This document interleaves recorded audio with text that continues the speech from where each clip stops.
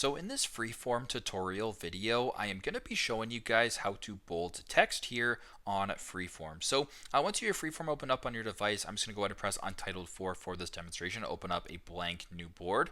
Now to add some text, first off, go to the bottom right, and second from the right, so not the photos icon, there is an A with a square around it. Press on that to add a text box.